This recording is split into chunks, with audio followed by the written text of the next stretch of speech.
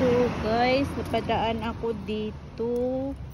May pangalan na free. Kung gusto nyo, yan po. Free po to dito sa may Eglinton. May binders siya. Ang ganda ng binders ah. Tapos ito. Ewan ko po ano pa to. Hindi ko alam. Ay, mga libro po. Books. At saka may hockey gloves po to. Yan. Yan po. Free po yan. Tapos may games din dito. Hindi ko alam kung anong games to. Ay, wala akong nakita. Ay, hindi ko alam kung ano to. Basta free siya lahat. Pati yung upuan. Free yan. Yan po. At saka yun doon. Yan.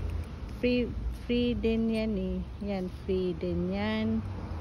Saka may swimsuit yata to. Mga 2-piece. Tapos yung upuan. Free. Ewan ko lang kung ano to. Free guys.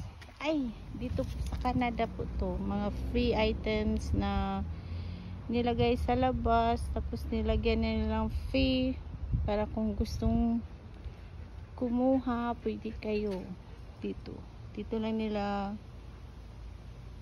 iniwan sa labas, tapos kayo na lang mamili kung anong gusto nyo. Ayan po, free.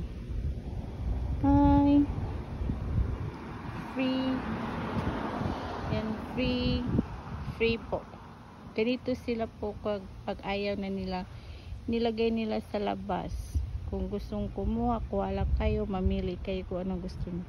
Okay guys, bye bye. Ingat kayo. God bless. Bye.